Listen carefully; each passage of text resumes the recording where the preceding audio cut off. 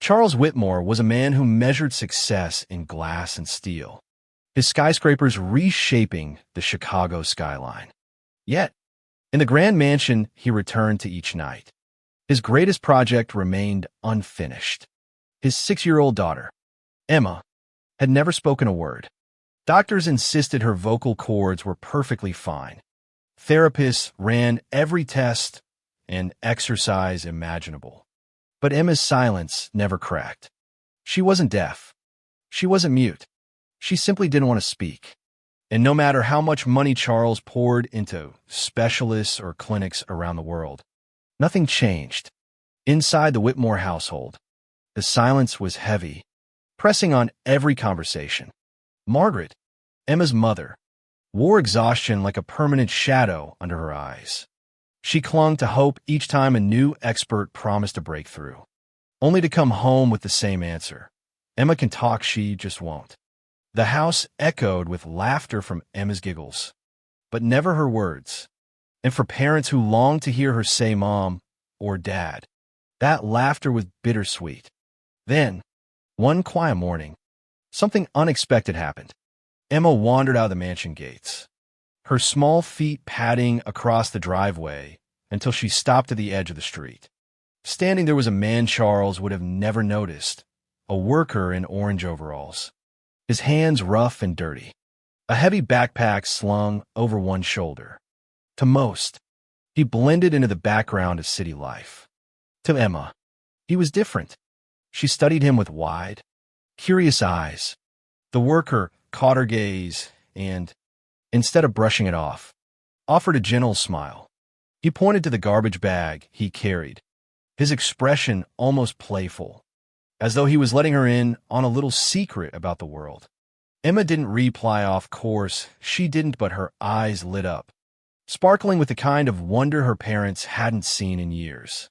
The next morning, Emma was at the gate again, waiting, and the next morning after that. She watched the man's movements carefully, laughed softly at the funny faces he made when he thought no one else was looking, and soon began leaving small gifts for him, hand-drawn pictures, flowers from the garden, even her toys. He accepted each one like it was the most valuable thing in the world, bowing his head in gratitude before tucking it safely away. It was subtle, but the change in Emma was undeniable. Around him, she came alive in a way she hadn't before. Margaret noticed first the brightness in her daughter's eyes, the excitement in her steps as she hurried to the gate each morning.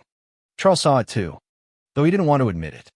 How could a man with billions of dollars in access to the finest minds be powerless, while a street worker in stained overalls managed to connect with his daughter in ways no one else could? Weeks slipped by, and then came a moment no one could have predicted. On a warm afternoon, Emma handed the worker a drawing. Two stick figures stood beneath a yellow sun.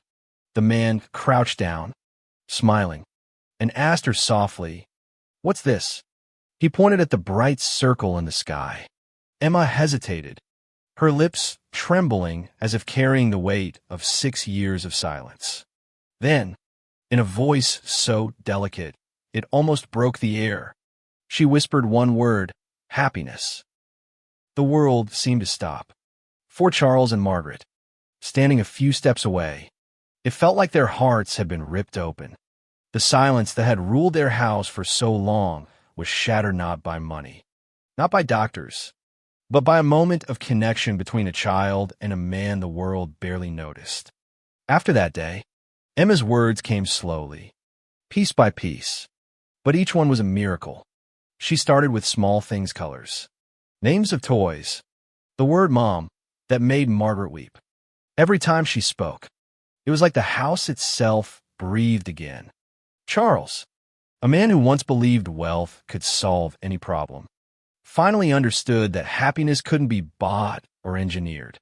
His daughter didn't need fixing.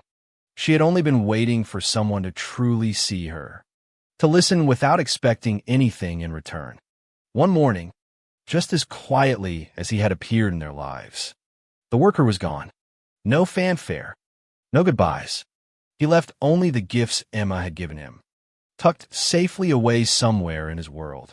And a truth that stayed with the Whitmores forever. Sometimes the simplest acts of kindness speak louder than the most sophisticated therapies. Emma continued to grow, her voice becoming stronger, her laughter bolder, her words flowing freely. She would run barefoot on the grass, twirling in the sunlight, calling out to her parents with a joy that made them laugh and cry all at once. For Charles and Margaret, every word she spoke was a reminder that listening, patience, and genuine human connection hold more power than money ever could. And so, the family found their happiness not in the towers Charles built, not in the expensive clinics they once visited, but in the small moments that blossomed from silence into song. Emma's story became their greatest lesson. Sometimes happiness is louder than silence. And sometimes the people we least expect hold the key to everything we've been waiting for. What an incredible story, right? If this touched your heart the way it did mine, don't forget to hit that like button and subscribe for more. There are plenty more amazing stories coming your way, and I promise you won't want to miss them.